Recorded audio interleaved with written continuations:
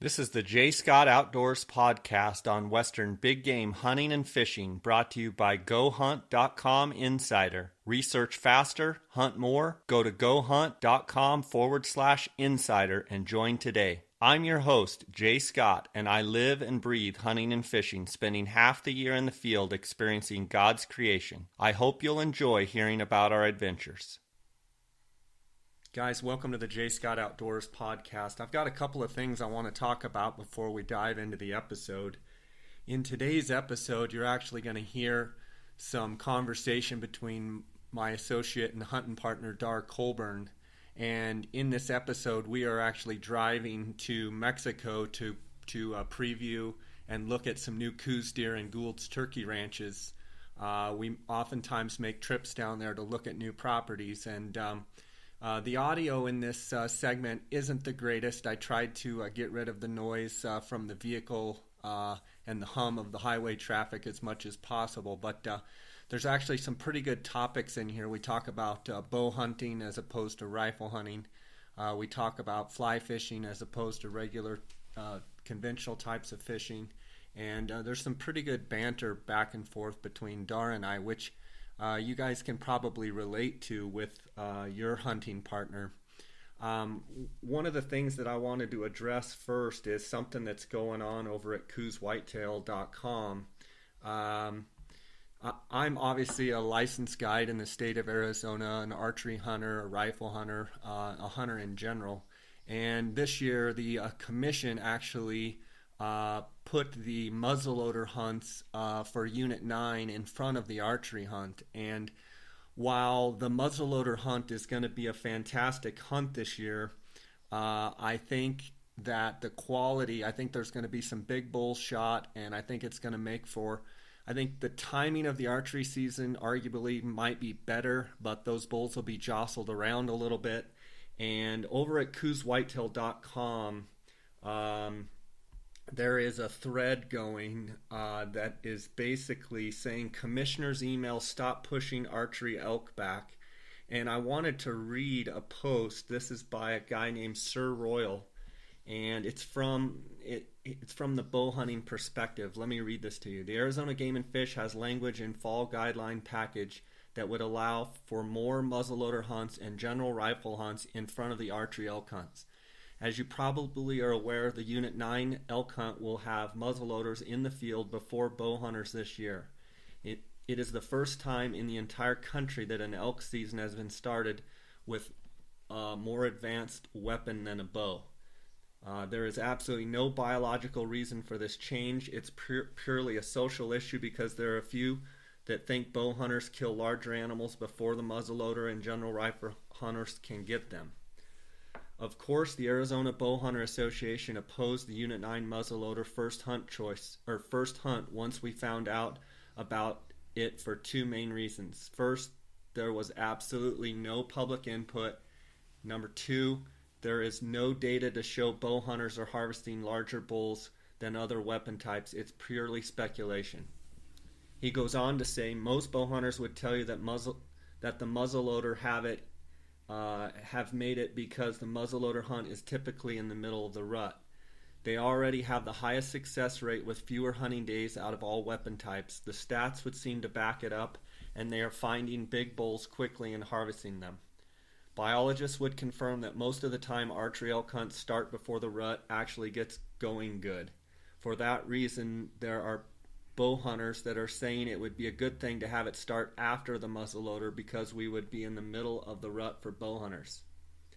Yet another problem for muzzleloader early bull hunt going early is that there is going to be hundreds of bow hunters scouting for their upcoming hunt on the weekend of the muzzleloader early rifle hunt.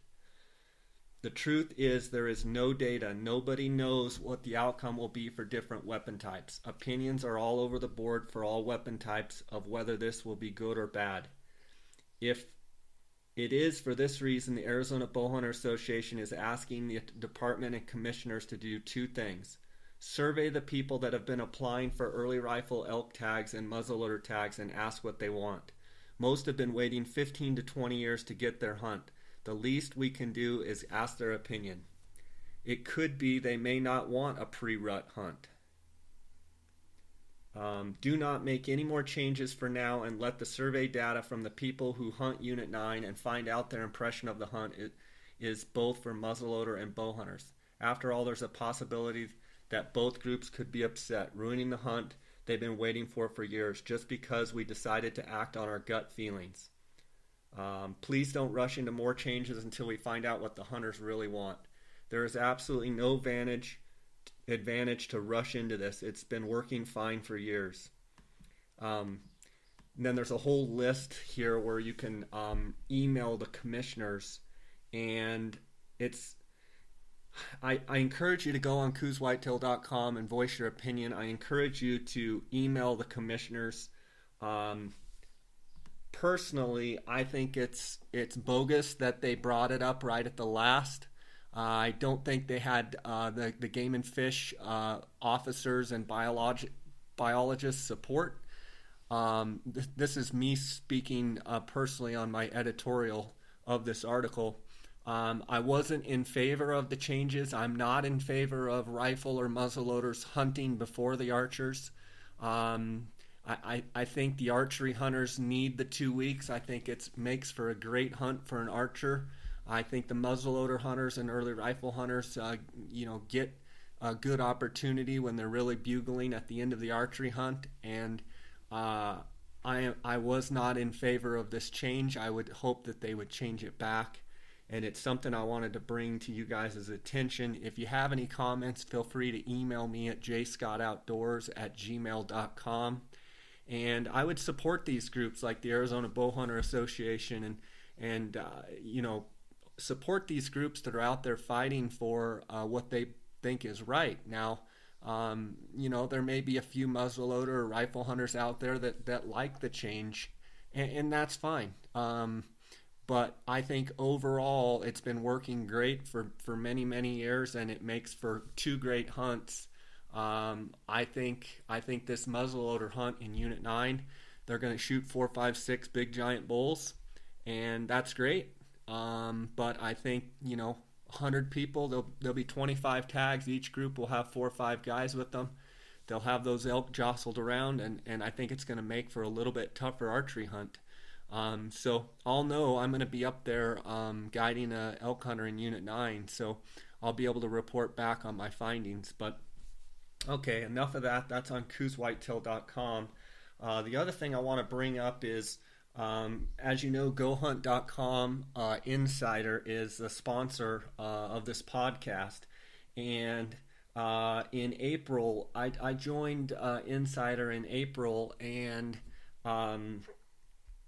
they were doing a giveaway, and I actually was one of the 100 that won a phone scope, digiscoping adapter. And so every month they do giveaways, and actually I wanted to highlight this month they are going to be giving away a Darr sheep hunt. I'm going to read their advertisement here, but this is a free hunt to Insider members. They draw one name out of the hat, and if you're an Insider member, you are automatically in the drawing. So it's probably one of the best odds to draw a free elk hunt of any out there. So the ad reads like this: win a Darr sheep hunt. We are always looking for ways to give back to our loyal members, and what better way to give back than to send someone on a hunting trip of a lifetime. In June, we will be giving away a Darr sheep hunt for one hunter in the McKenzie Mountains of Northwest Territories with world-renowned Nahanni Butte Outfitters to one of our lucky Insider members. Join Insider today and be entered to win this hunt of a lifetime. Packages include all food, lodging, guide fees are included, plus a $2,500 travel voucher. The hunt dates are August 3rd through the 15th of this year. $22,500 value. The McKenzie Mountains are well known for giant Darr sheep. Nahanni Butte has a successful rate nearing 100%. This is truly a place to go if you've never taken a sheep.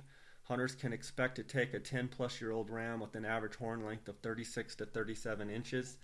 This is a trophy sheep area, so the hunter has a possibility of taking a monarch ram breaking 40 inches.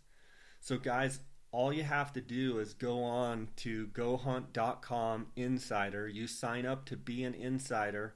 You must join by midnight on June 30th to be eligible, and the winner is going to be drawn on July 1st. So, I mean, you could win that hunt and be hunting in when they announce it on July 1st, you can be hunting in about 40 days. So what a phenomenal opportunity. I can attest to these giveaways because I signed up and I was one of the lucky one out of 100 that won a phone scope, Digiscope, so Digiscope adapter. So I just wanted to bring those two things to you guys' attention. I want to thank you guys for all your support on the podcast. You can follow along with us at jscottoutdoors.com. You can follow along on our YouTube channel, jscottoutdoors. Instagram at jscottoutdoors. My associate Darr Colburn is DarrColburn. Appreciate all the support on the podcast and our website and YouTube channel and Instagram accounts. And I think you guys are going to enjoy this episode. It's a little rough. It's a little raw and unedited, but there's some great conversation and banter which often takes place between Darr and I, and I'm sure you guys do the same thing with your hunting buddies. So I just want to thank you guys, so enjoy the episode. Welcome to the J. Scott Outdoors podcast. We're here mid-March, and I've got my partner in crime here with me, Darr Colburn, and we're actually headed south, headed to Mexico, scouting for some deer ranches, and it's about 6 o'clock in the morning, and the sun's just barely breaking over here on our left side, and we are trying to squint through the windshield here, fighting the cracks in the windshield from all the rocks and debris over time.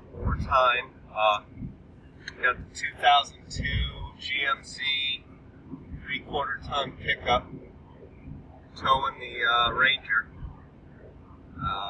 The tires on the Ranger are probably worth more than the whole setup alone. What do you think? It's been rode hard and put away wet. The whole program has, I think. That's for sure. The Koas in the back seat are probably the most valuable thing in this whole program. But one of the things I wanted to talk to you about, Darr, is I'm a bow hunter, but I'm a rifle hunter. I'm an opportunistic hunter. I'll hunt anything. But you kind of like to hunt with your bow a little more than anything, and past president of the Bow Hunters Association, and which, by the way, you guys just had your banquet. Sounds like you guys had a good banquet. Yeah, we did. It was good. That's great. We wanted to talk a little bit about the mentality of, we live in Arizona where it's a trophy hunting state. I mean, it's just the way it is. We have a lot of high quality animals. But then you hear from time to time, you hear the statement of, well, can I get a 140 buck with my bow, or can I chase, 160 ram with my bow, or, can I kill an 85 or 90 incher with my bow? I'd rather do that than kill a 100 incher with my rifle, or, and my thought is always, why don't you just use your bow and still try and kill the biggest thing you possibly can? And I never really understand the mentality of, you're going to lower your trophy standards because you're using a bow. What do you think? What are your thoughts? Well, I mean, I would say as a bow hunter,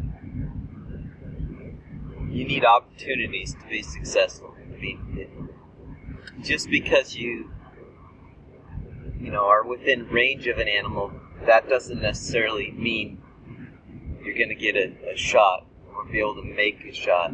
Whereas, in my feeling with the rifle, I feel personally, and I'm a hunter. I'm a rifle hunter, a bow hunter. I enjoy hunting with anything. I do enjoy bow hunting, but I kind of feel that if you and I are within range of an animal, there's a pretty good chance it's going to get shot. And with my bow, that's not necessarily the case. I mean, there's just a lot more moving parts when you're archery hunting, and you need opportunities.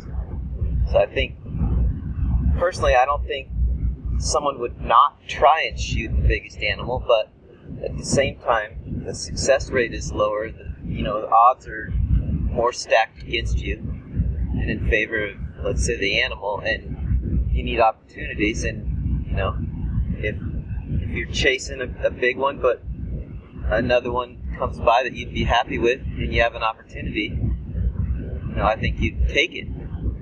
Not always, but sometimes.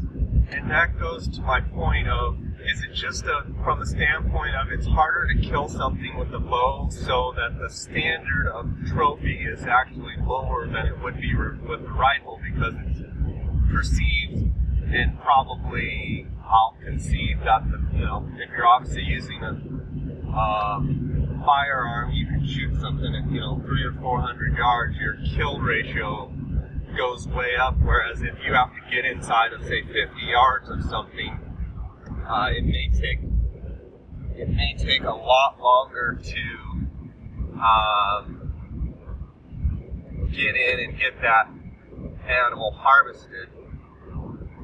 Is that correct? What you're yeah, I mean, that's what I'm saying, and I mean, and I agree with you. I mean, that's why there's a difference in let's just use score, because that's kind of what we're talking about. There's a different standard for Pope and Young versus Boone and Crockett. I mean, you look at Coos deer, the Boone and Crockett minimum's 110 for all time, and Pope and Young's like, I think 75 now or something like that. I mean, that's a significant difference. So yeah, and I guess my point is, I hear people draw premium tags in Arizona, and they can use their rifle, but they choose to use their bow, which is great. I think it's fine. It's just sometimes, to me, I feel like sometimes people use it as an excuse to say, well, I shot it with my bow, and it's, I could have shot a lot of other animals with my rifle, but I decided to shoot this one with my bow. And I just kind of shake my head thinking, let's take, for instance, a sheep hunt where they say, I used my bow, and I could have killed a 170 ram, but I shot a 150 ram with my bow, and I'm much more proud of that trophy, a 150 ram with bow. And I just don't understand that logic. When it's a 30-day hunt, and they kill on the third day, and they say, well, I shot it with my bow. I just don't get that. Why not hunt for 25 days with your bow, and then if you don't get that 170 ram, go ahead and shoot it with the rifle? Well, I would say that, to each their own, and really what matters at the end of the day is it's your trophy. You're the one who has to look at it every day for the rest of your life if you shoot one. If you decide to harvest an animal, and, it's going to, whatever makes the hunt special for you.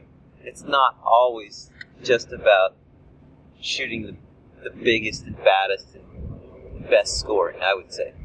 Maybe it might be, for some people that might be the number one thing, but for other people it might be the, they're only going to get to do it once, and they want to have the experience that they're going to really remember the rest of their lives. And if doing it with a bow and just getting one with the bow means more to them than shooting the biggest animal in the unit, then that's their choice, I would say. No, I mean, it's obviously their choice. I'm not going to disagree with you on that, but you also, what about when guys say, well, I'm going to hunt with my bow, and then I'll switch over to my rifle, which I've actually done.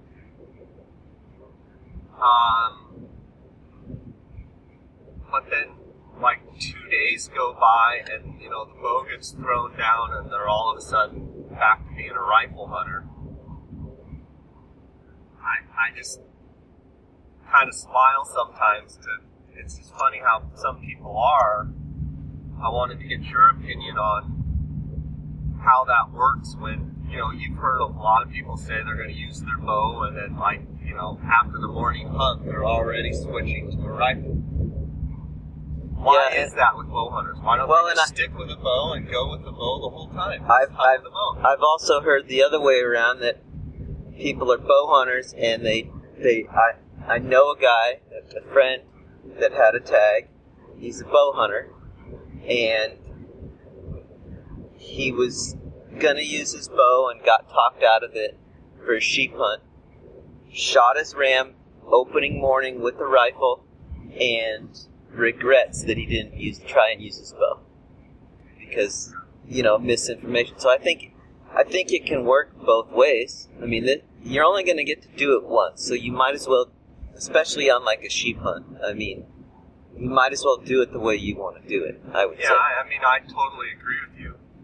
But do you also agree that you've heard of a lot of circumstances where guys all summer long are practicing with their bow and they're going to do the hunt with their bow, and then like a couple days into the hunt, I mean a couple days into a 30-day hunt or whatever, you hear that the bow gets turned down and now all of a sudden they're a rifle hunter. How much of that do you think is frustration of not being able to get close to an animal, or how much of it is, you know, time constraints and just deciding, oh, let's just get it over with?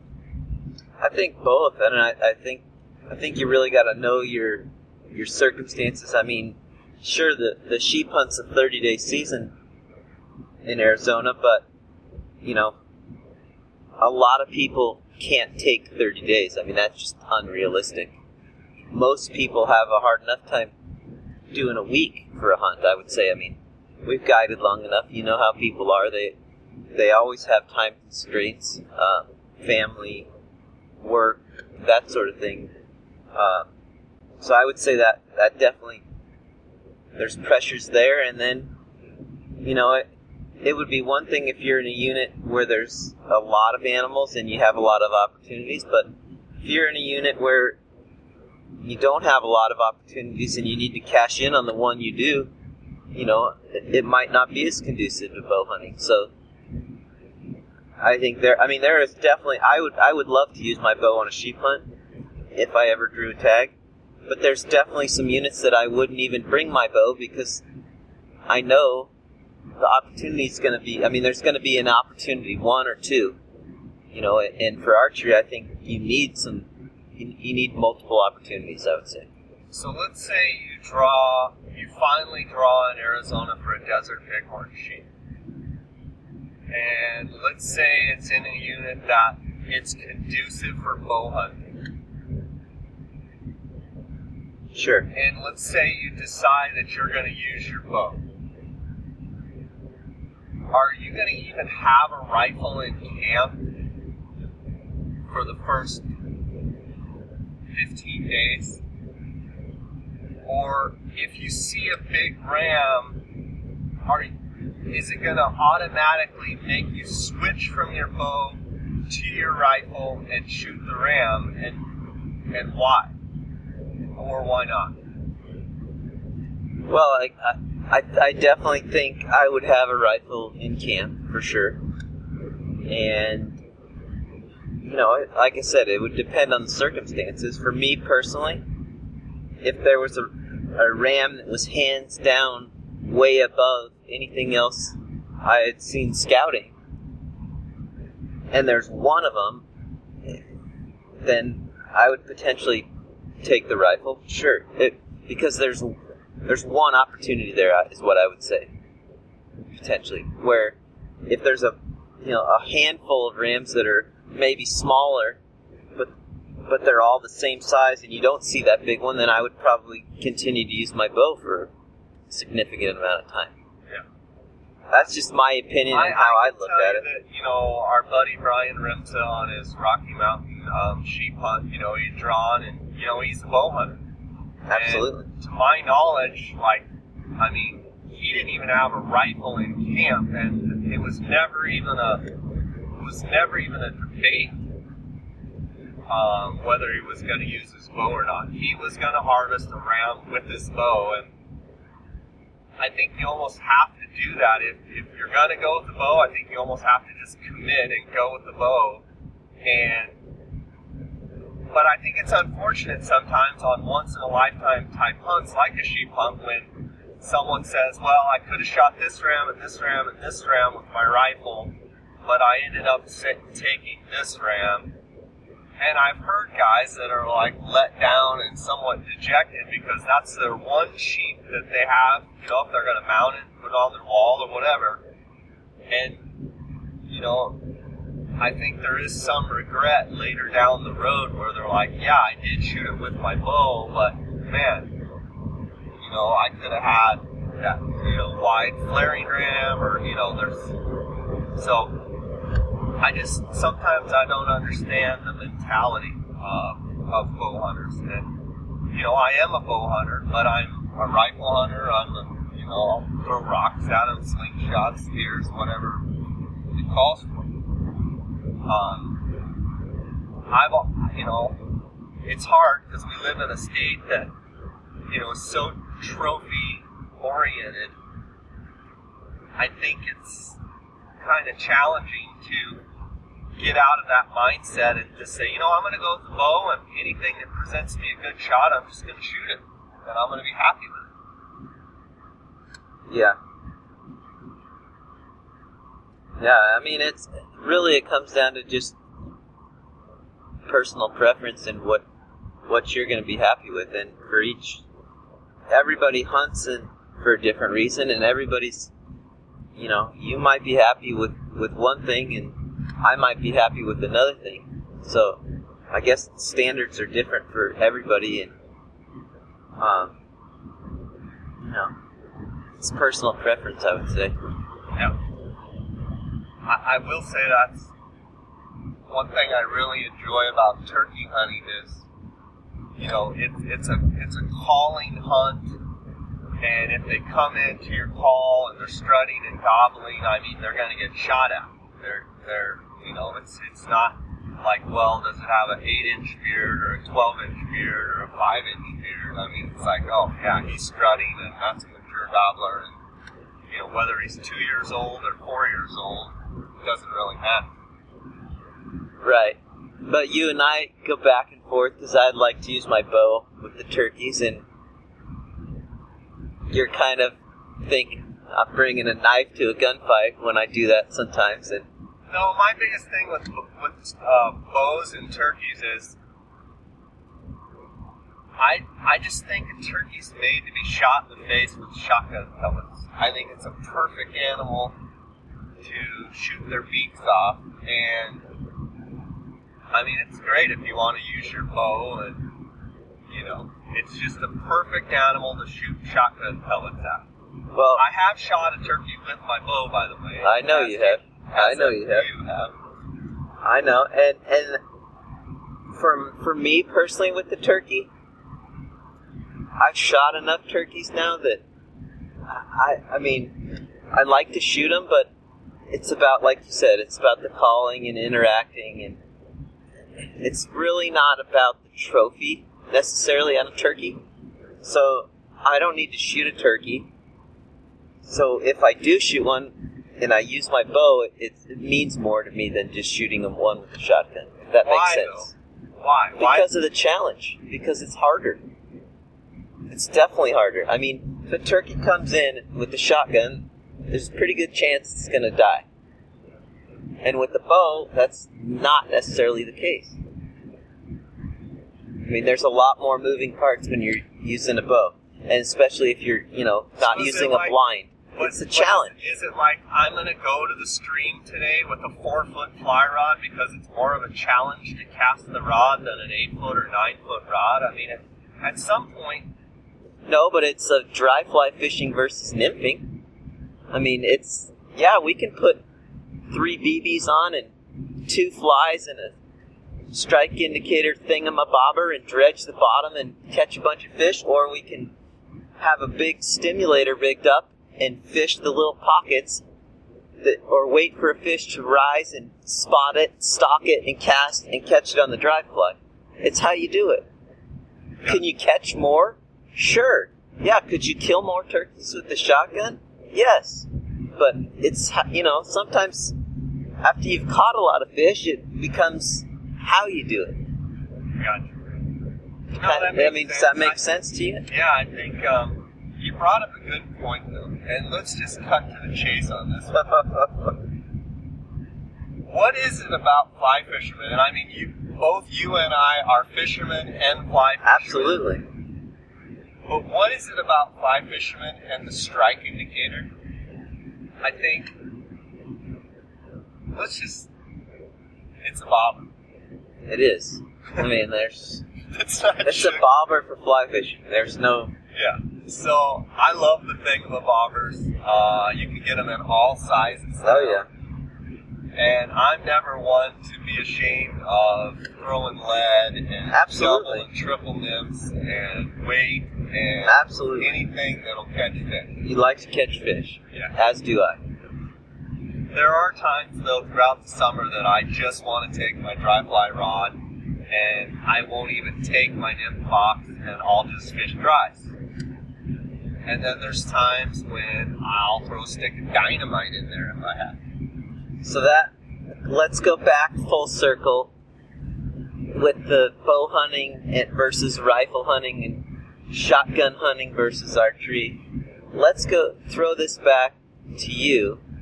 You're on a place, let's say the White Mountain Apache Reservation for turkeys, where we both hunted there. There's a lot of turkeys, a lot of opportunity. It's a target-rich environment. Yes. So, on a place like that, why wouldn't you, where there's lots of opportunities, lots of target-rich environment, rather than just call one in and shoot it with the shotgun, why wouldn't you use your bow? Well, I know you have. I have actually used my bow, but I guess as many turkeys as I've killed and as many turkeys as I've seen killed, I'm still in the mode of I love shooting them in the face. I still get as shook up on a strutting turkey as any animal in the woods. A bighorn sheep, an elk bugling at 5 yards. I don't know what it is about a turkey, but it seems like every turkey that I call in for a client, every turkey that I call in for myself or family or friends, I have the same reaction the first time I ever hunted them. And that is, my hands shake. Oh, yeah. Heart's beating my fast. heart's beating, and I go crazy. I can have a bull elk standing at 5 yards, peeing on me, and it's cool, but I get shook up over turkeys. Answer your question. To me, bow hunting turkeys is a little bit inefficient. You call the thing in, you do everything right, and it comes in, and then it sees you draw your bow. And then okay, you gotta go call another one in, and that's the fun part of it, is calling it in. But there's also a part of it of efficiently killing something. So the fun part of it is calling it in. So with that being said, you call it in and boom, you shoot it with the shotgun, your hunt's over. Or you can use a bow, and let's say it takes you 4 or 5 times to call. You have to call 4 or 5 birds in, and you finally get one with your bow. Now you've had 4 times the excitement, and you've got one with your bow. That's true, but you also weigh into the fact, or I do at least, with bow hunting turkeys, and I've yet to go to the method where you're shooting them in the head with those guillotines or something, where you're missing or killing. But I have seen turkeys fly off after you shoot them, and I don't think a bow, yes, if they're hit in the right spot, is every bit as deadly as anything else, as a shotgun. But I know cases where birds fly off and guys never find them. I would argue I've hit birds with the shotgun that I've not got. I agree. And I guarantee you birds have been peppered and not got with the shotgun. I agree. And with the bow. So that, I would argue that you can't argue that a shotgun is not more efficient than a bow. You cannot. If you take I'm not arguing 100 that. bow hunters and 100 shotgun hunters, your efficiency rate with a shotgun is going to be way more than Absolutely. with a bow. Absolutely. I'm not arguing that at all. So, let's just face it, turkeys are made to be shot in the face with a shotgun. I don't know. I like shooting them with the bow. Back to the fly fishing thing, and we've all been there. You've done it, I've done it. What is it about the mentality of that fly fishing is the better way to do it? And I mean, I fly fish as much as anybody. Well, let me tell you how I started. It's like an elite. And I'll be honest, I see it somewhat in the bow hunting community, not as much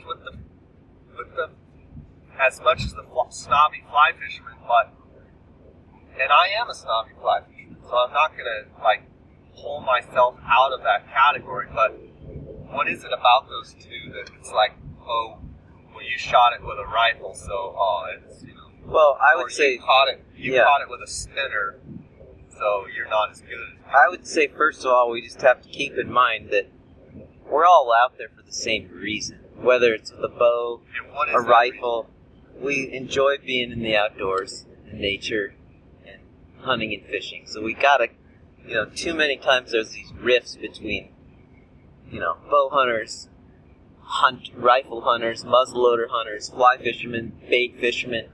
Bottom line is we're all out there because we enjoy it.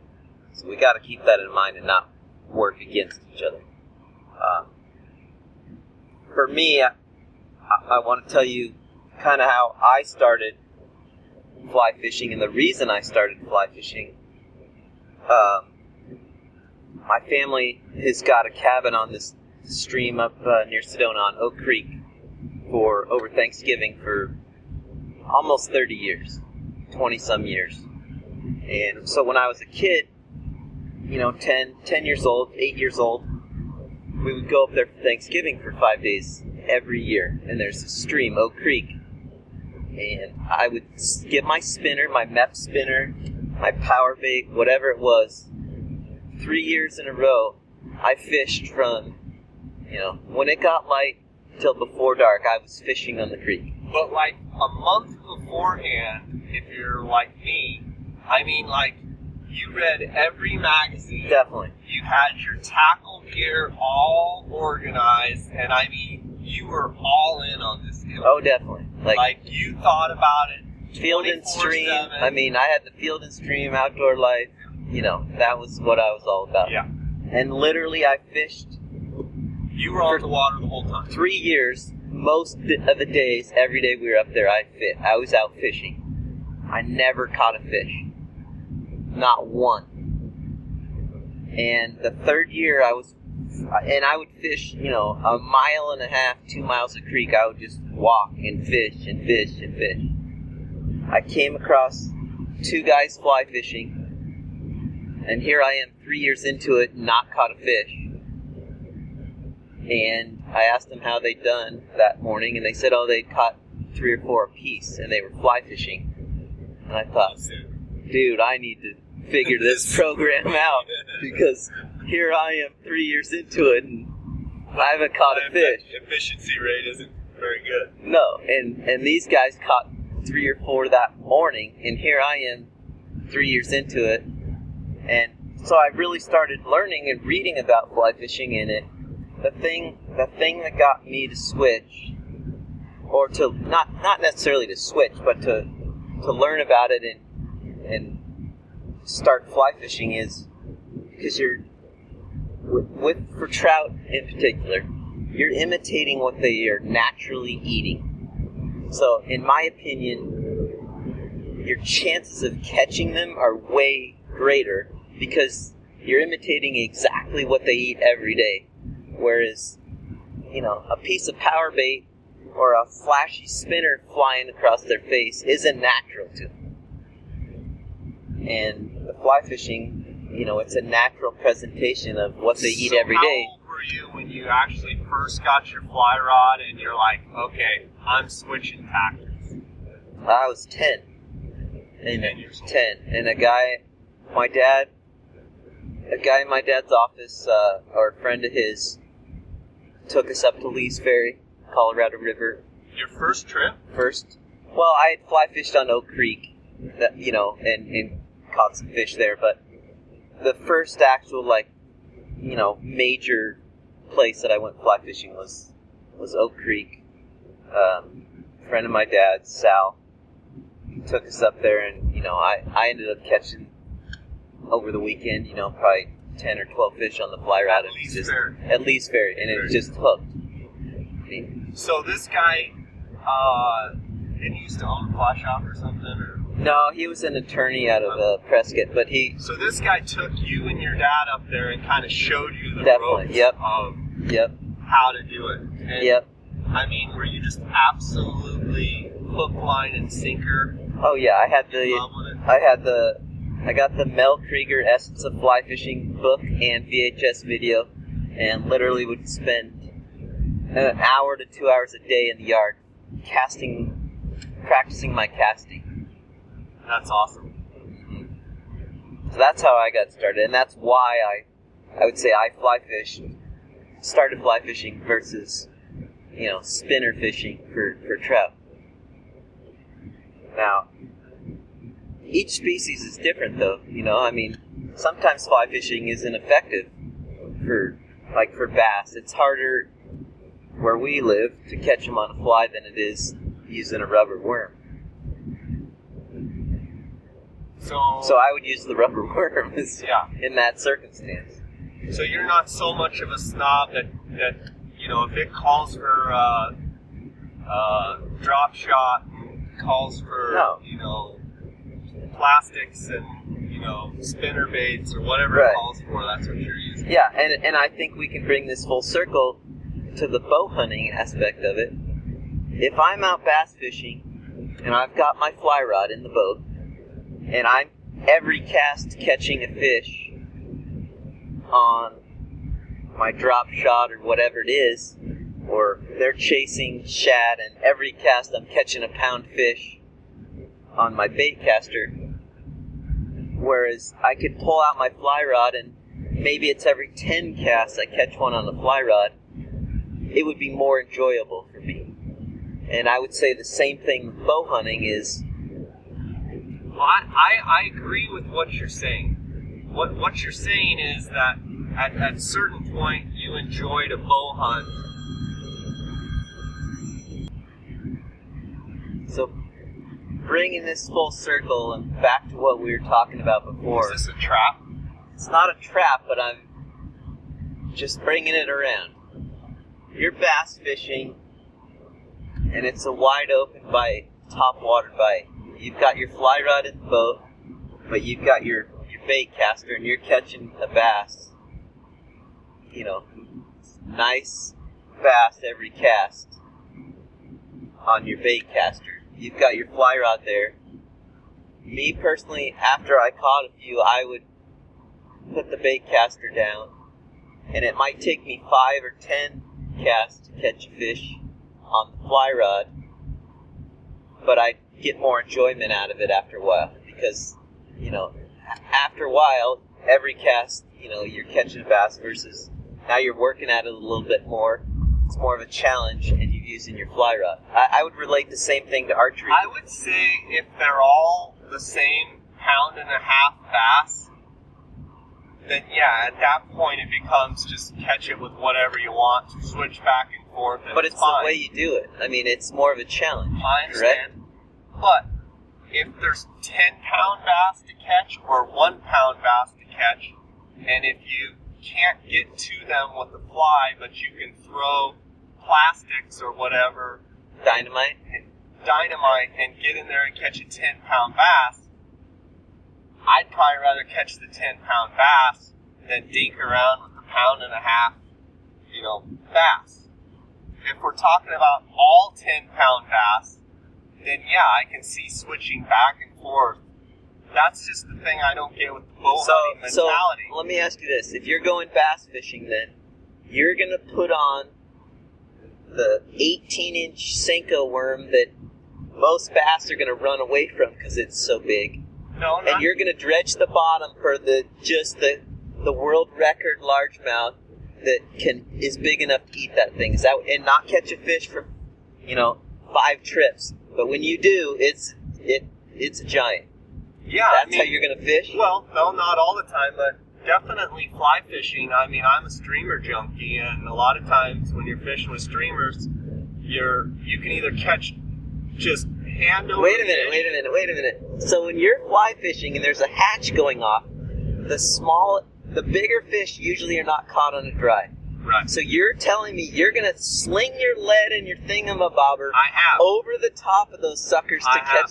But that's how you're exclusively gonna fish. Because that's how the bigger fish are. No, wait a minute. What? No, I didn't say that. What I said is, if there's opportunities to catch bigger fish, I'm absolutely at the stage where I'm probably gonna throw whatever the big fish are eating. But you're relating it. I'm bringing this around. Okay. You're saying that you don't understand the bow hunter mentality, but I'm saying... I don't understand the bow hunter, I'm going to settle for this because I shot it with my bow. Well, you're settling it because you caught it with your dry fly versus slinging the lead. No, I just said I'll sling the lead for big fish. But you still fish with the dry fly when they're rising and you're catching smaller fish because you enjoy it. Right? I mean, there are times when I enjoy a nice green drake hatch or a nice caddis hatch where I'm just catching fish. The difference is I don't sit there and make excuses saying, well, I was dry fly fishing, so I didn't go after any of those big ones. Really? Yeah. I don't know. And I just see a little bit of I'm not sure what the word is, but it tends to bother me a little bit when someone says, well, I shot it with my bow. And I want to say, well, why does that make it better or worse? Because you shot it with your bow. Why didn't you shoot the biggest one with your bow? Because you got the whole hunt off, You've taken 2 weeks off of work and you're done on the 3rd day, but you shot it with your bow. It's like... That's like saying I don't get it. You're spending your summer fly fishing, and why are you even bothering bringing a dry fly box? Because the statistics say the biggest fish don't come up for dries. That big nasties are on the bottom. So don't even bring sometimes I'm not fishing for the big nasties. Oh. But hunting's a little different because fishing you can go and catch 40 in a day. When sometimes these guys draw these premium tags and they shoot. I'm sorry, but they shoot a small animal on the 3rd day when they have 14 more days left off of work, and they say, oh, I shot it with my bow, and I just go, well, why didn't you shoot it on the 12th or 13th or 14th day with your bow? I understand now. Why be done on the 3rd day, and now what? You got to go back home? I don't get that. Fishing's a little different because usually you have opportunities to catch, 20, 30, 40 fish. That's what I'm saying. But, I think I mean, there obviously is differences, but I think in some ways there's similarities, you know what I mean? The one thing I would say with bow hunting, and I'm just playing the devil's advocate, I do agree with a lot of what you're saying. But it doesn't make good conversation if I disagree with you. But I will say that to what you were saying, why doesn't the guy wait till the last day or two and then shoot one like that with his bow? Bow hunting, a lot of times you need opportunities, and you can't wait sometimes till the last day or two and then decide, hey, I'm going to go get one when it might not happen. You know what I mean? I mean, you need opportunities with the bow. And I think if you're going to bow hunt, you need to go with your bow and leave the rifle at home. Now, I'm being a hypocrite because I have done exactly what I'm talking about, where I've gone with my bow and then I shoot it with the rifle. So I am being hypocritical. I'll be the first to say that. Well, I definitely think you know, if you want to do it with your bow, and it really means a lot to you. But does it really mean that much more to you because you shot it with the bow? That's someone's. I mean, I can't answer that It's for like somebody saying, else, though. I caught him on a dry fly, so it means that much more than if I caught him with a bobber and, 2 split shot and 3 fly rig. Does it really? Or are you just enjoying fishing? Well, I think we're all enjoying it, but I can't answer that, if it's going to mean more to you with the rifle or bow. It might not. To me, it might. I mean, that's individual, their individual preference. I can tell you it is about 6:45 in the morning, and the sun is the Arizona sun is just powering its way over Tucson, Arizona right now, and I'm an idiot. I forgot my sunglasses at home. Yeah, and I'm going to have to hear about it for the next 3 days. No, I'm going to stop up here and buy a pair of pink $9.99 Ray-Bans or something at Walmart. Gotcha. Okay, so you're coming around to my way of thinking. I'm bringing it full circle. You did kind of catch me in a trap on that. I did, didn't I? I don't know. The bottom line is we all enjoy the outdoors, hunting, fishing, and we get caught up too many times in how it was done, and we're all out here for the same We should all reason. just get along. The reality is we all like to feel the bend of the rod. Absolutely. You were talking about enjoy the outdoors and all that, and that's great.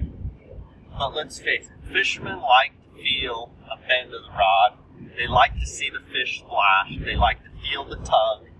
That's what fishing's about for most people. If you just went the whole time and it was just nature, then it would just be, why don't you just go on and, sit by a river and listen to it. Or read a book. Yeah. Yeah. No, I'm not out there to just... And let's be honest, with hunting, it's to put food on the table, and it's to look down the sights of whatever you're sighting in and, make that shot and,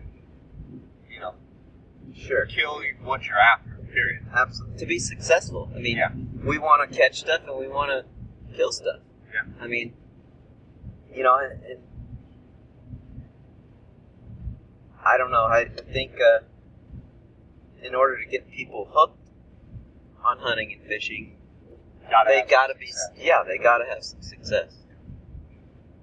If they go out, once or twice and don't have any, then the chances of them returning are slim. I hope you guys enjoyed that banter back and forth between Darr Colburn and myself. One more thing I wanted to draw your attention to is the Arizona Big Game Super Raffle. You can go to www.arizonabiggamesuperraffle.com and you can purchase raffle tickets. And these are 365-day hunts. I can attest to these hunts. Darr and I have been fortunate. Actually, we guided the Desert Bighorn Sheep Hunter 3 years in a row. And I just got done guiding the Turkey Super Big Game Big Game Super Raffle Hunter, Michael Turner from Alabama. And I've known a friend, Charlie Wilmer, drew the mule deer tag a few years back. A friend of mine, Brad Richardson, drew the Coues deer tag a few years back. And it's just an awesome opportunity to, one, raise money for the state of Arizona, and two, create an opportunity of a lifetime. And every year someone wins in each one of the categories. And there's a tag for antelope, black bear, buffalo, Coues whitetail, desert bighorn sheep, elk, javelina, mountain lion, mule deer, and turkey, which the turkey they can either hunt Goulds or Merriam's. There's also a Swarovski Optics raffle and a New Mexico Trophy elk hunt raffle. And all that money goes back into the state of Arizona. And one of the things that I thought I would mention here is that the tickets are on sale until by mail July 10th, and online sales end on July 12th. And then they're going to have the drawing on July 23rd. And I thought I would go over the prices. Antelope is $20, black bear is $5, buffalo $20, Coos whitetail $10, desert bighorn $25, elk $25, javelina $5, mountain lion $5, mule deer $20, turkey $5, the Swarovski Optics package $10, and the New Mexico elk is $20 each, or 6 for $100. So an awesome opportunity to draw a hunt of a lifetime, and to also raise money. Interesting, last year, the 2014 results, we raised $510,930 for wildlife. Now this money, there was 29,746 raffle tickets that were purchased, and this money goes directly, every dollar goes directly to wildlife and wildlife management for the particular species. So the antelope tag raised $38,000, the bear tag raised $7,900, the buffalo tag raised $38,000, the Coos deer $28,000, desert bighorn sheep was $151,000, elk was $121,000. Javelina was $6,900, the mountain lion was $7,300, the mule deer was $96,000, and the turkey was $14,000. So that money goes straight back to that species, and it's just a phenomenal opportunity to have a chance to win an incredible hunt, but more importantly to support our wildlife. So guys, go check out the Arizona Big Game Super Raffle, and hope you can be one of the lucky winners. I'm going to buy my tickets this year and hope I can win a hunt. I've known several people that have won them, so it definitely happens. It's not one of these that you never know anybody that actually wins the tag. And I think your odds, if you look at it, your odds are pretty darn good if you continually, year after year, buy these tickets. So thanks for supporting the podcast, guys. Until next time, God bless. Thanks for listening to the J. Scott Outdoors Western Big Game Hunting and Fishing Podcast, brought to you by GoHunt.com Insider. Research faster, hunt more. Go to GoHunt.com/insider and join today.